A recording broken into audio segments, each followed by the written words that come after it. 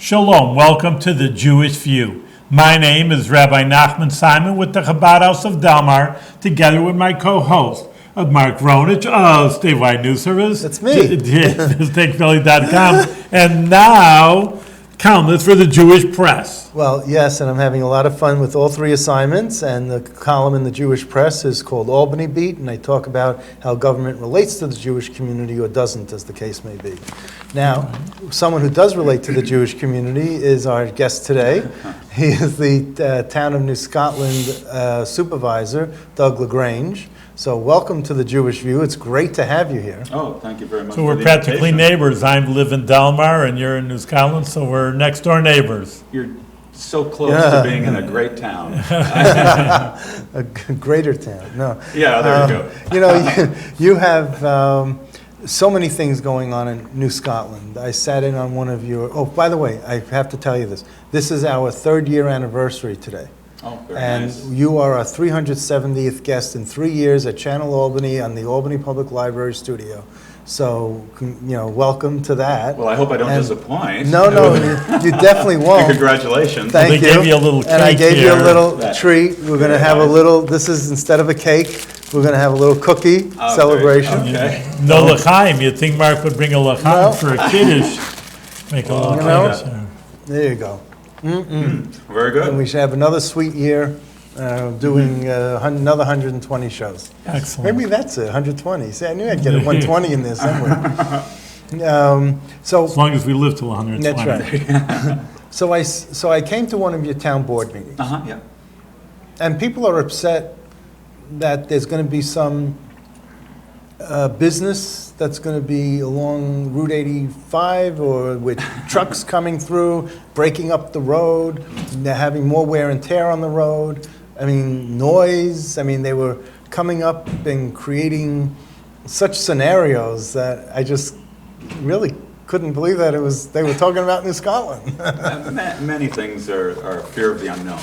Right. And I don't know which situation this happened to be, but It was a feed store, and they had some that's the grain. one. Thanks for narrowing it down. That would be on New Scotland South Road. Yeah. And it was an opportunity. It still is potentially an opportunity for an Agway type feed store where they sell bag feed and so forth. Right, and I don't mean to get into the specifics Sure. of that one thing, but just the whole tenor and the idea that someone would come in and say, but we have grain feed stores, 85 of them, I don't know, within a 5-mile radius, and I know where you could buy all of the similar grain that we could buy down the block, or we can go and travel so many miles. I come from Brooklyn. We don't want to travel so many miles. We want it the other way. We want to have it down the block from us. Well, factually speaking, I think those numbers were a bit exaggerated. My family has a dairy farm. And I'm the 8th generation on that farm. Oh, I was going to ask you about that. That's LaGrange something or other. Basically, just LaGrange Brothers. LaGrange Dairy farm. Brothers, yeah. We used to go by Echo Glen Farms. Okay. But yeah, so I have a pretty good familiarity with grain stores. 7th generation? 8th, I am. 8th generation. Yeah. Holy cow. Yeah. Do you have a 9th on the way? Holy cow, no pun intended, I assume. Do you have a 9th on the way? I mean, We do. Okay, hopefully, my 2 daughters decided to be a lot smarter than I and moved on to better vocations. But I have a nephew that's come back, my brother's son, and he's quite interested. And so hopefully we can keep it going. But it's a tough economic climate for dairying these days. We're into our probably about our 20th month of below parity prices. How many cows do you have? How many head? We milk about 200. Yeah. Wow.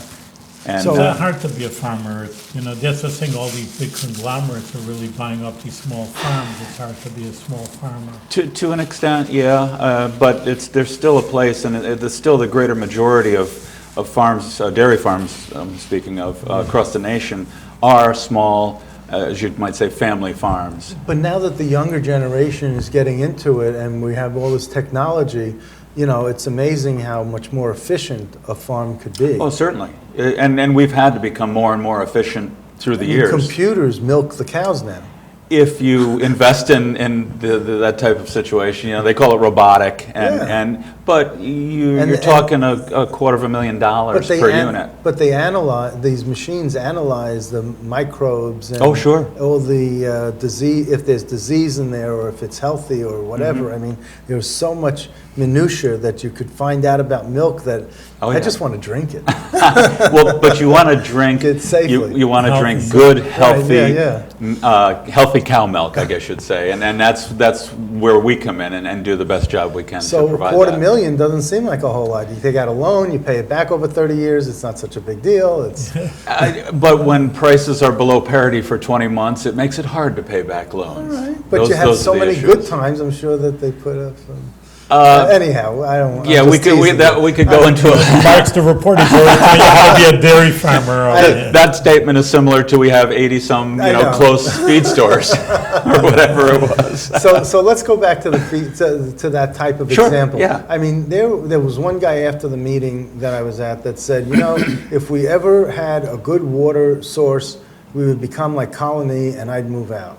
I'm here because I enjoy the rural climate. I enjoy being away from life or society or whatever, and I really, like this here, and I don't Right. want it to be like Colony where you have malls and big box stores and all this. And that's what New Scotland has to offer. I mean, it's certainly way? a rural atmosphere. The hometown. Voorheesville is our big village in the town of New Scotland. Right. And Voorheesville, I was just to the Memorial Day parade recently, and there's just hometown Mayberry type atmosphere.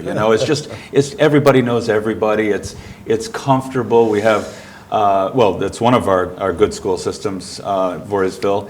Bethlehem Central is actually, we have 6 school systems in part in New Right. Scotland. But Voorheesville and Bethlehem are the predominant ones, and they're both very, very good public Let me ask you about schools. that, because again, I'm in Delmar. I still don't get it so clear that, but if you have your own city, why don't you have your own school? Town. That's the difference, and I don't know how they came up with school districts in the past. I know with Bethlehem, it was the Bethlehem New Scotland. Actually, there's still a sign in the middle school that they cover up that says New Scotland Bethlehem School District. Yeah, you got top billing. Yeah, well, at that time, I would suggest a little less recently, but it's still, Bethlehem is a very high quality public school, and so is Voorheesville on a smaller scale. So those both are attractive to people that want to come move to our town, but those same people, as you said, don't want the rat race going on around them. They want to come to their rural character type of town, have their big backyards, not have a lot of big backyards. You got acres for backyards. I don't know what you mean. There are parts that we do. I mean, we have some great hamlets. We have Unionville and Feura Bush and Clarksville, Right. and then we have and New Salem. We have the village of Voorheesville there. We have 58 square miles, including part of the. Is a Nesquithaw? A Nesquithaw is a component. It's not quite a hamlet, as you might. But it's part there. of. It's a neighborhood. No in question. It's not Bethlehem. It's In New Scotland, yeah, correct, okay. correct. So it's we have a lot of things there, but at the same time, you'd like to have some component of commercial that fits in, and that's why I felt the feed store would. It's a rural type of commercial enterprise, and we'd like to have things. In my opinion, I would like to have things like that. And we do have a large commercial area where the whole big box scenario went down that we're trying to finish up the zoning on and have planned proactive development for our town rather than just have it sweep us away. So where is your commercial area besides Voorheesville? Where is your commercial area in the town? We have a few places. Both Feura Bush and New Salem are commercial hamlets, so there's an allowed use there. There's a sliver of commercial both at the far end of 85A where Huck Spalding is. Yeah, you have a auto repair shop there? In New Scotland, right. On 85, on that far side of 85. Yep. And across the street where the Bender Farm was at one time, and now it's some cornfields and so forth. That's where that big box thing came about, and they wanted to do it there. It was. Can you say which company that would be? There was speculation at the time that it was a Target, and that was allowed to get legs, and because it's a little more of a palatable type of store for people. As it turned out, it was probably, and this is with good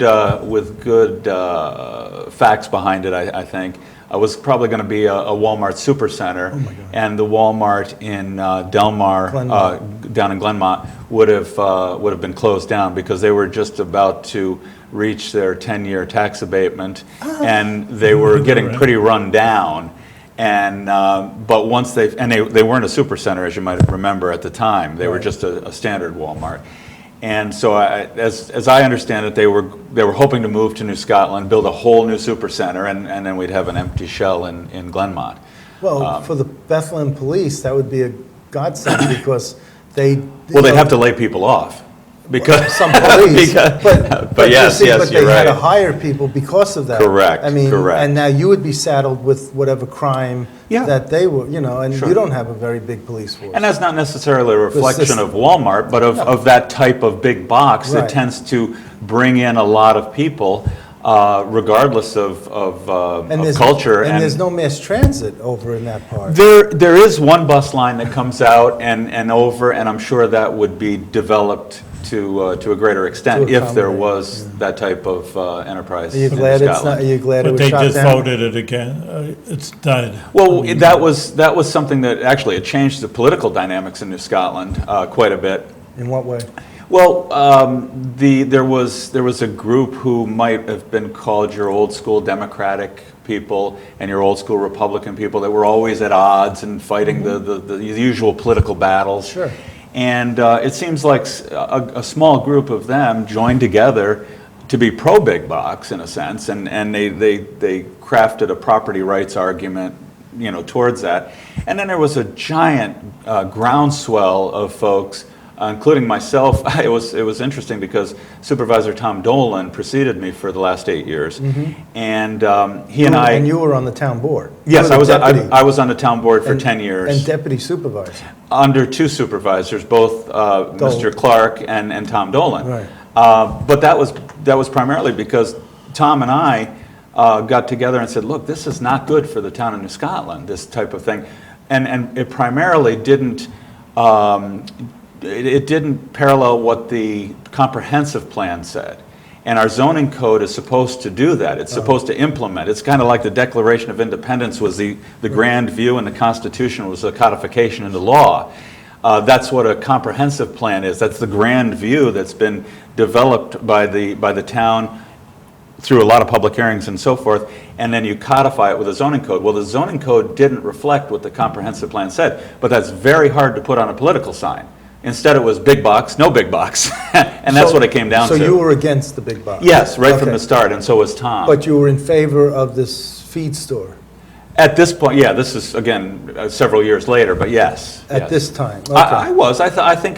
Because this is not as big as a Walmart Supercenter. Oh, gosh, no. No. I mean, we're talking less than 20,000 square feet total, potentially so, for it. looking at you, there's no contradiction there, is what I'm saying. Oh, my gosh, no. I just want to make it clear to the audience. Oh, That's okay, all right. Yes, make that clear. Okay. It's not a, I mean, this particular endeavor that you're speaking of, the feed store, would be probably half the size of a Tractor Supply store, right. or that type of thing. And nothing against Tractor Supplies, but it's a different kind of quality and things that people are looking for. And the residents who spoke against it said that they were afraid, or they didn't like, there were already enough trucks going down the road, and they didn't want even one more. Yeah, it's a county road. You would like to change where it meets Delaware Avenue, because it's kind of a precarious situation. It kind of goes uphill, and then Delaware, it's right in the middle of what we call Unionville Hill, which is a mile-long steep hill. You'd like to change those things, but it's still a fact. It's a state road. It's a county road between two state roads. So it's kind of the perfect place for this type of endeavor. Yeah, but you'd be responsible for, well, the county would be responsible for paving and repairing that road. So And there's a good deal of traffic. I don't think personally this would add a tremendous amount of truck traffic, because bag deliveries would come maybe once a week. Right. But is there too much traffic on that road already, too much truck traffic on that road? That's a subjective type From of... your point of view? I don't have anyone else I here. travel it probably twice a day, and I would have to say that no, it isn't, there's not an unreasonable amount of traffic on it. Okay, and you haven't seen potholes or wear and tear, extreme wear and tear on the road? Not that the county doesn't do a good job of taking care of, and I haven't seen a necessary need either. Okay, So, all right. you I'm know. just asking. Right, I haven't right. been on the road recently. Right, So, no, that's... you know, I didn't go running through what they I was all going have- to talk to you about and go running through New Scotland. They all have rubber tires, so they don't put too much stress on the Well, road. it's the weight, I I guess. know, I Okay. So your salary is just shy of 60,000, I believe so. and your highway superintendent, since we're talking about roads, Uh-huh. is 70,000. I know that they're two separate elected offices, but why aren't you paid more than the highway superintendent? I didn't. Well, I'm glad you understand asked. No, I think it tends to be a political issue that in the past, the supervisor develops the budget. I mean, we take in, and right now I'm taking in different areas of our town governments, their requests for the budget. And I think, the board and the town supervisor, who are elected officials, tend to shy away from maybe applying proper compensation to their jobs. And I undertook an endeavor a few years back to create a salary scale for all our employees. And that was to give people an idea. Okay, this is what the town of New Scotland pays for your position. We have 5 different levels for each. And it kind of, we compared it to a lot of different towns, similar towns. And we still fell way short when it came to the town supervisor and the town board. So, given all that analysis, what should your salary be if if there was parity? If you're looking at this. I think it warrants an increase. I really do. We've had folks like Mr. Dolan and Mr. Clark have been retired. Right. Folks that have this was supplemental in a sense, Right. and I understand that, and that's fine. But to be more or less your sole income, it is. I would suggest it's underpaid, Right, but- and we'd like to address that. I don't know what the number is, No, Mark. but you honestly. did this analysis of what similar-sized towns pay their supervisor, and you have numbers, you have ideas. I you have- don't have them committed to memory because Oh, it was a number really? of years ago, and that's not a political. That's not a Darn it. political answer. Darn it! But I'll have you back now. and I'll be better prepared. No, I'll be better prepared because I'll do the analysis and I'll get you. Okay. Well, if we're going to argue that I'm underpaid, I'm not going to argue very long. I'll tell you that right now. But and there's different dynamics in other towns. Like the town of Brunswick has a part-time supervisor. They're a similar town to New Scotland in rural character and having some areas of development, suburban development. But they've chosen to have a deputy supervisor bookkeeper that's paid very well. And I don't know the number right off, but more like a supervisor should be paid. So, it's hard to compare apples to apples in some cases, Okay. but if you combine the jobs, you can get a comparison. How many people do live in New Scotland? What's the population? We're just under 9,000 after the last census, and we'd like to get people working on that because being a Class B town is troublesome at times. It'd be nice to be over the 10,000. I thought you were Class A town. Well, we are Class A, but according to the census and state law, we're a Class B town. I'd suggest at least a B plus, but no, it's all according to how state law is allowing you to do different things. Like, for instance, we can't change a speed limit on a town road, okay, because we're a Class B town instead of a Class A town. Who changes it? We have to apply to Department of Transportation in New York State, and they do a study. And we just found over near my part of town in Feura Bush, an Esquithaw area, there's Groesbeck Road, and it's probably a mile and a half long, but it's a treacherous little road. Never was posted with a speed limit. It's 55.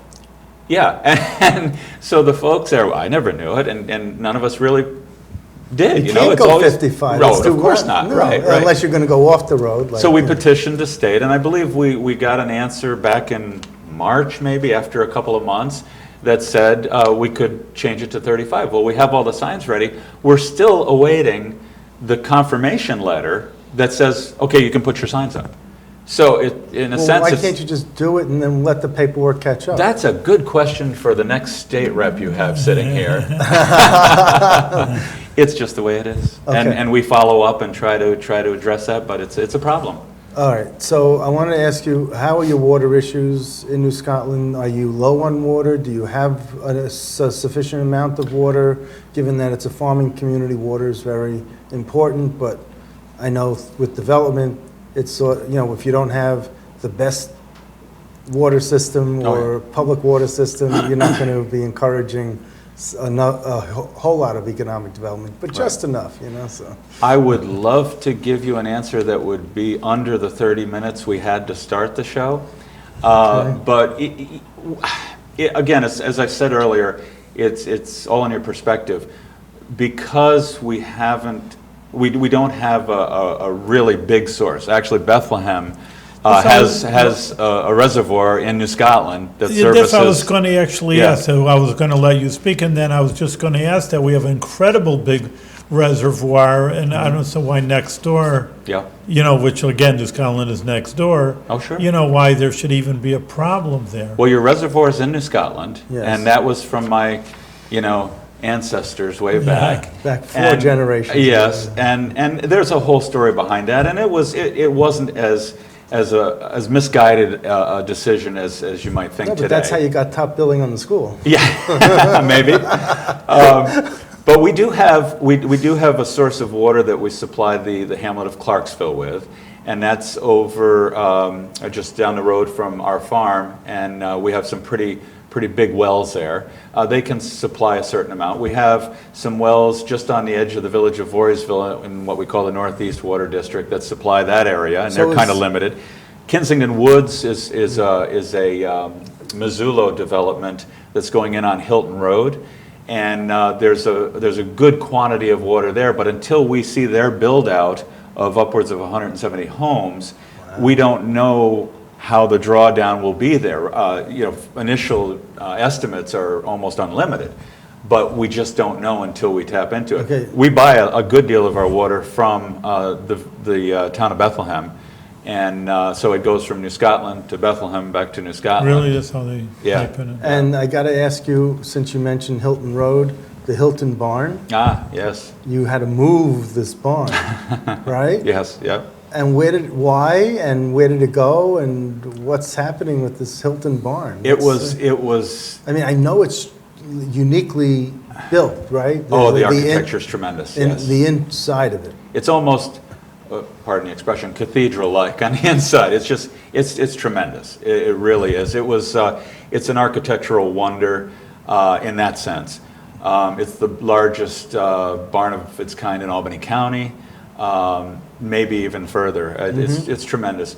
There was a groundswell again of people that saved the Hilton barn, and it was going to be demolished for a project by Traditional Builders is building, I think 20-some units on that side of the road where the barn was.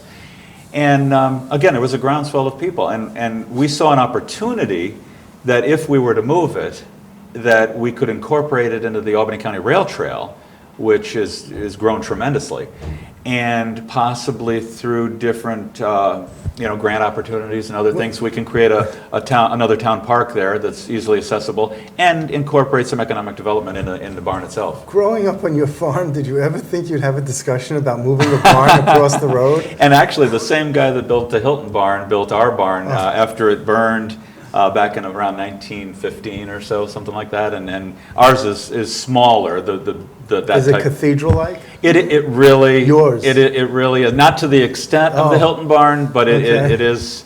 It's, it's so But- impressive to see what people did in that But day. you know, the TV news media said, why did the barn cross the Yes. road? Obviously, to get to the other side, yeah. and it was an amazing, endeavor. But And why couldn't they build the homes, like make this the centerpiece of that development, and then build homes sort of around it?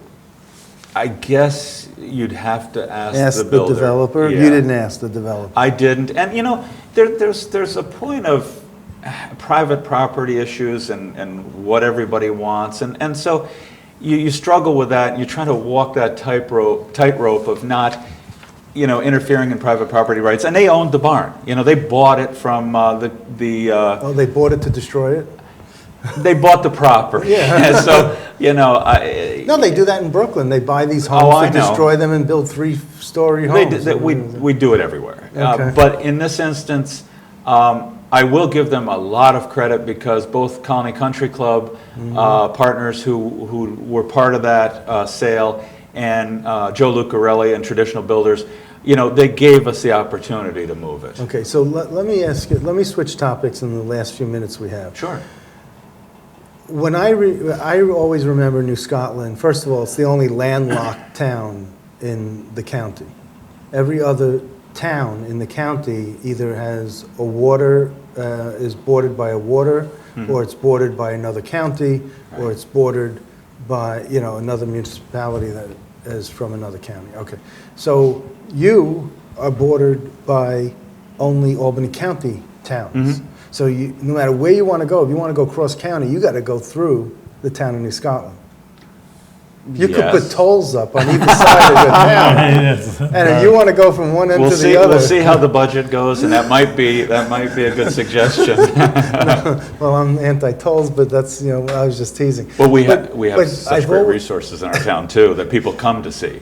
Well, I've also looked, yes, like the Pumpkin Town Fair. Thatcher Park.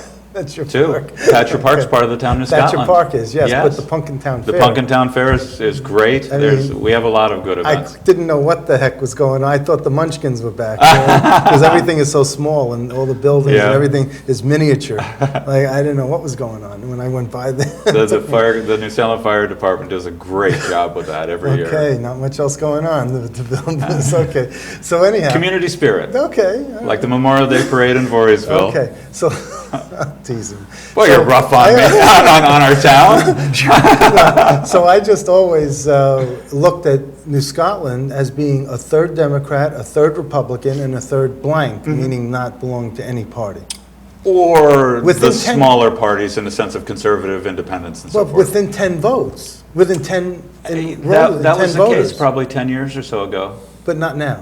Not so much. Where is the voter enrollment now? Yeah, I don't have the exact No. percentages, but there is Is it- a larger percentage of Democratic voters now. Yeah. People that are enrolled in the Democratic Party. The Republican Party has backed off, quite a bit in enrollment.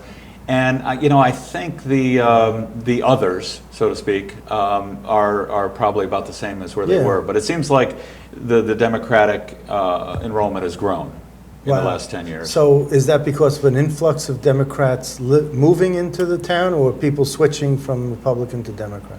Yes. Okay.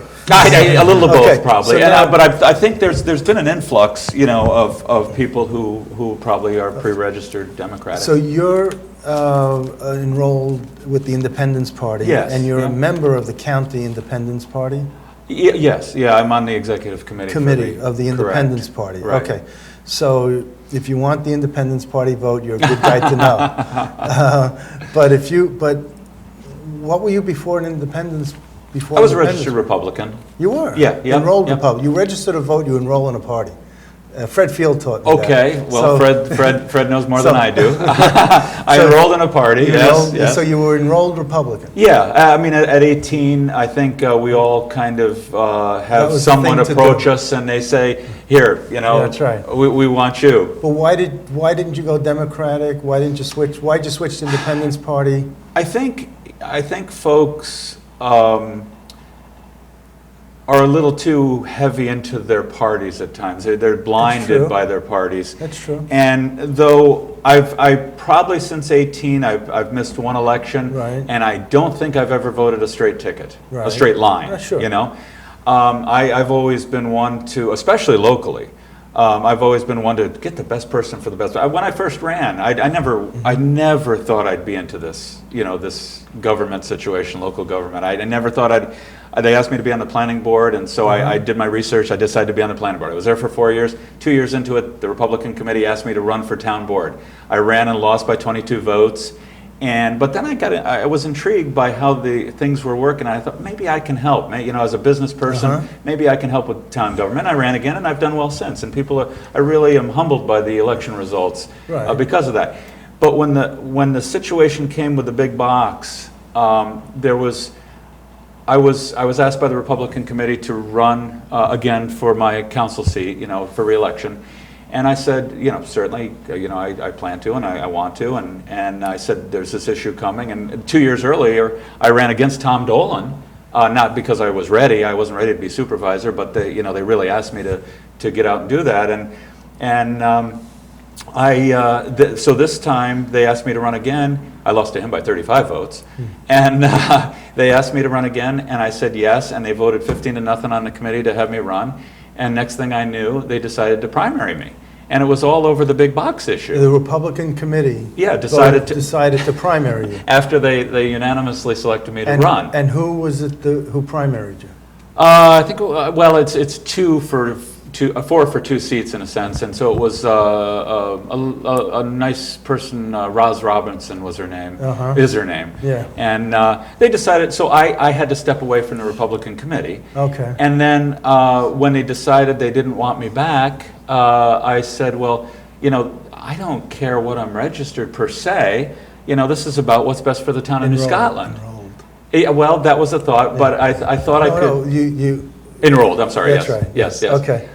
All right, I'll get this straight. How much time do we have left for you to drill this into my head? About 3 So minutes. I use the right term. So I wanted to, so because we have so little time, I wanted to say to you that in all full disclosure, from 97 to 99, I was the executive director of the Albany County Republican Committee. Oh, okay. So I know Jay Bloomfield, and I know what's going on in the town of New Scotland on the Republican side. Yeah. And we just beat ourselves up. Yes, yeah. The Republicans just eat each other, and the Democrats do also in a lot of ways. It seems like the Republicans have one-upped them on that in a lot of cases. I said to my friends on the committee at the time, on the Republican committee, I said, look, this is an issue that, this big box issue, it's an issue that's going to make, you know, the folks on the Democratic committee irrelevant for the next 20 years, or you folks irrelevant for the next 20 years. And I might be off by a year or two, but it really did. Who was county chair of the Republicans? Was it Peter Kermani?